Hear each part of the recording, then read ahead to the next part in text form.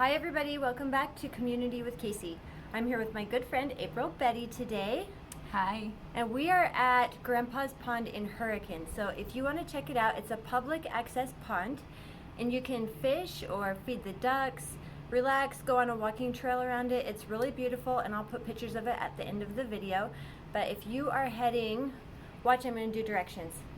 If you are heading west on State Street, Highway 9, right? Mm-hmm. Okay, so if you're heading west on Highway 9, you're going to turn north on Sand Hollow Road, Yes. right? Yeah. And you're going to follow that all the way down till it looks like it's a dead end, and you're going to find yourself right here at Grandpa's Pond in Hurricane. So it's another little gem that you'll enjoy. Yeah. Definitely come check it out. It has pavilions and a playground for the kids. Just be careful this summer when it gets so hot that they don't get burned on the slide. So, And there's water you could put your feet in. yes, the pond is really Not nice. the You pond, could it's actually the side over there. Oh, The secret. you have a We secret. can't. Yeah. What one? You've been The to river? the secret, yes. Oh, yes, we like the river. There's little river access too. That's the Virgin River, right? So the only thing is that last year and this year they have that blue algae that Yeah. they're saying keep out of the water, but They were tubing recently, so I was Yeah. wondering if it's just to keep people out of. I don't know. I think it's more of if you're a dog and you're drinking the water. Yeah. So, but anyway, that's what they're saying about the Virgin River. I think because it's low and warm, like the water's getting too hot or something, that Yeah. it's growing that. But anyways, back to what we're here for. So April is a founder of Hands Healing Hearts, and it's a local nonprofit, and she takes groups of people to Haiti to do service work. So April, tell us about your service work. So I've been doing it for 6 years, and I go to Haiti, and we have so many projects we've done over the years. We try to help people become self-sufficient and rely on themselves. We've done, we built houses. Right now we're building our 4th house. My friend Darcy and I started the Sunshine Home last year. It's a home for children who have no living parents and who are living on the street. We've had classes because we've realized adults don't know how to read or write. So we've taught them how to read or write. We've helped children get into schooling. We've taught CPR. We teach motivational classes. We did a women's program. We also did we take rice and beans to the families. Oh yeah, that's a big one. That is a big one. Yeah, we collect $60 for each family. When we have enough funds, we go out and we give rice and beans to people with no food. And that's like $60 for a big bag of rice and beans. And it's a big bag of rice and beans. Yeah, So it'll last if a you month. wanted to donate $60 to Hands Healing Hearts, it would pay for one very large bag of rice and beans, and that is actually enough to feed a family over there for a month. Yeah, it's pretty awesome. And that's their regular diet. So it's not like here where, what would we do with a great big huge bag of beans? You know, like that's actually their normal diet. So they appreciate it, and it gives them food that's rich in protein, and it's really like it's everything that they need. So let's talk about what life is like in Haiti for the people there, so that they can understand better why you do this. Okay, yeah, that's a good thing to share. So also, like I was thinking about it, just like if you wake up in the morning, like you turn on the lights or you go to the bathroom, just normal stuff like that. In Haiti, almost the homes that we help, we like to help the ones who really have nothing. They don't have no electricity, they don't have no toilets, they can't wash their hands, they don't have like a stove. It's just like living if you go to watch your kids at a soccer game, like imagine those soccer tents, but maybe it has a little more covering on it. It's like living in one of those. And so you have to walk far to get a bucket of water. So if you're gonna walk, just imagine if you're gonna walk to get a bucket of water and you come home, what are you gonna do with that water? Are you gonna wash your clothes? Are you gonna drink it? I mean, it's not gonna go very far. Use it to cook. What are you gonna do? What are you gonna do with it? And you it's can't hot. just drink it on your way home if you're thirsty from carrying a bucket of water. It has to be cleaned first. The water's not drinkable. So you'd have to boil it and have something to boil it on. And cooking over there, it's just so not like here. They don't have even like building to build a house. When I seen them first do the roofs of a house, because it was tin we were doing, one man got on one side and one got on the other, and they folded it in half, and somehow they like did it with their hands and cut this thing in half. Like, it's amazing what they do with the little they have. So the life in Haiti isn't like a life in America, and they don't have food stamps, they don't have welfare, they don't have food storage places to go to, they don't have food banks, pantries, they don't have any of that stuff, and they have to pay for their kids to go to school. So as you imagine, most kids are not educated, and so then you have adults who don't know how to read or write because they didn't have that opportunity. So we are implementing programs to teach them how to do that, and our hopes is to get permanent land, to build a permanent structure so we can help more in the community with education and teaching them more skills. And it's also like, imagine your house with a large walk-in closet. That walk-in closet is their entire house. No separate bathroom, no separate kitchen. Their kitchens are usually actually outside. Mm-hmm. And it's a fire pit. You know, they just cook over the fire pit. They have a little spot where they'll try to wash their dishes. A lot of them make their own soap with the lemons. So it's really a hard life, and they don't have the social programs that we have here. So for me, that's why I like to go, and I think that's why you like to go. It's a matter of helping the people who need it the most. And there are very few people who are willing to go to a place like Haiti where it's not, you know, the safest place. It's just not. It's not like the worst. Well, it's pretty bad. But it's a fourth world country. Yeah. It's not third world. It's actually fourth world. Yes, but not very many people are willing to put themselves in that position or in that level of danger, I guess you could say, to go help. So when you find somebody who has that heart for service, that is willing to walk through the fire to help the people who need it the most, that's what Hands Healing Hearts is. So if Hands Healing Hearts, they take groups. So if you are one of those people who are interested in serving in Haiti, then you could contact April and go on a trip with them. Mm-hmm. It's actually really fun, and I grew up in California, and I felt way much more unsafe in certain streets in California than I do in Haiti. I don't feel unsafe. I feel the people are very welcoming to me, and they're always excited to see me. And when I create programs for them, they're like sponges. They're like right there, want to listen. And I feel like here in the States, we have so much abundance of everything that I'm just another person here, because over there, I'm really something to them because they appreciate what I do. And Yes. it's so nice to be appreciated, you know. And one time we did The a gratitude bathroom. from them. Right. Like the feeling that you get when you help these people is that what you did, it made a difference. It's different than the stuff that we do locally. And we both do stuff locally, so it's not like we only do stuff there. We definitely serve wherever we are. That's not like, it's not like I just have a heart for Haiti or she just has a heart for Haiti. We do it anywhere we are.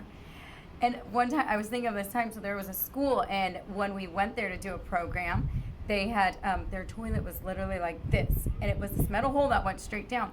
And these little tiny bums were sitting on it, and it just, they could fall through. And I mean, it was so dangerous. So we raised the money, because that's a huge thing. We're always looking for fundraisers and stuff to raise money to do projects, and we were able to build them a normal toilet. However, it was really just a huge hole in the ground, but it had a toilet. So it was like an outhouse when you go camping. Yeah. So it was like, it was a building, so they had privacy, which is nice. You don't get that over there very often. Privacy, what's that? When you're in Haiti, it's like, you just roll with it. But at least it's like, it was a structure, so it gave them some privacy, and it was actually like a toilet seat kind of, right? They weren't gonna fall through. Yeah, it's not like you were just sitting over a hole. Like there's a toilet seat, like a hole in it, like an outhouse. It's just not a plumbed, flushable toilet. So it goes down into a big hole in the ground. But the kids could then use the bathroom safely and at school. Yeah. So really a great resource for the community that was created. Yeah. The simple things that we just think we could stop at the gas station and go to the bathroom. In Haiti, if you're gonna stop, it's outside. Me, you know? April and I have done this together outside at Haiti. Yeah, many times. It just is what it is. It's just You know, normal. it takes a special type of person, I think, to serve in these other countries, because you're kind of roughing it. Yeah. We don't have air conditioning and stuff when we're at the house or where we stay, or internet access, stuff like that. It's really humbling. It's a humbling experience. Definitely some people feel more comfortable just donating money. Like, I don't feel comfortable. My mom is like this, you know. She says, I would never be able to do this. I don't dare to go. I have no desire to go. And she goes, but I like what you're doing, so I would like to donate money for you to go that you can use over there to help make a difference.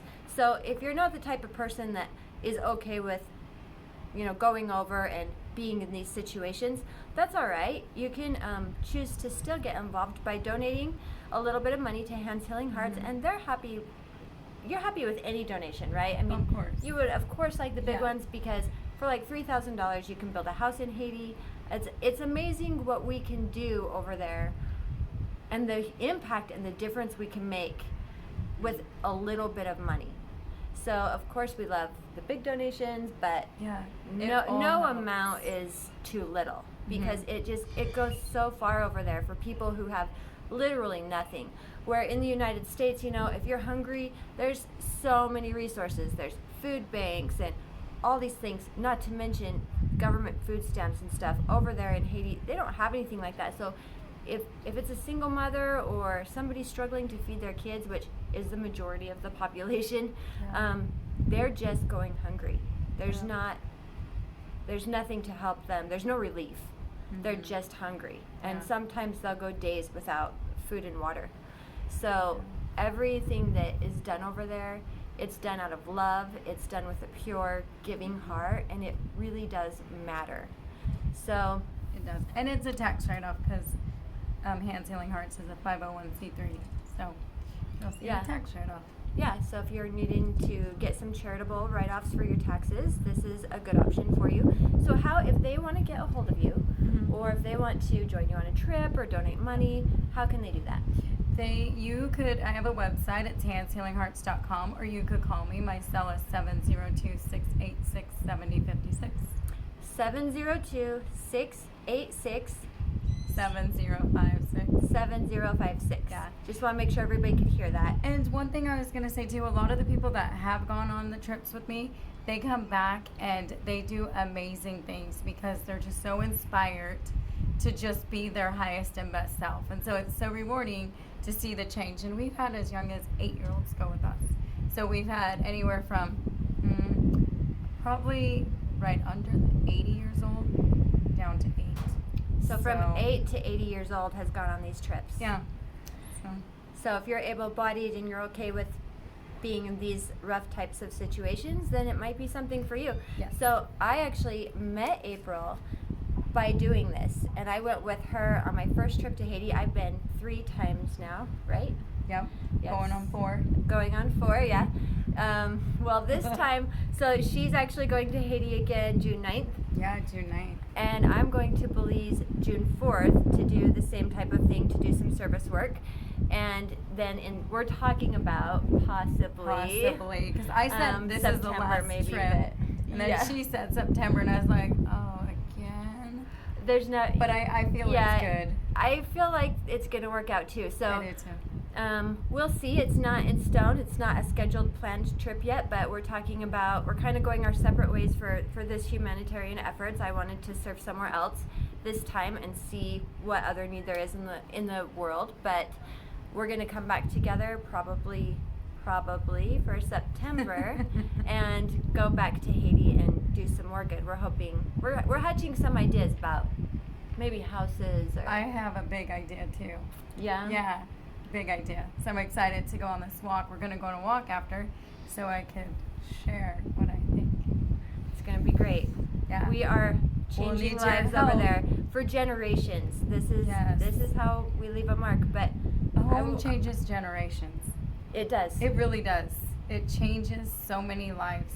Like $3,000 to build a home changes so many lives. And it's on like their family land or something, Yeah. so it will just go Forever. on and on. Like it will just get passed on as long as they can salvage that home and keep the structure alive. It's going to be Yeah. used, Which I and- think we finally figured out a good way to do it. Yeah. Yeah. With the block and the concrete. Yeah, I like Yeah. it. Mm-hmm.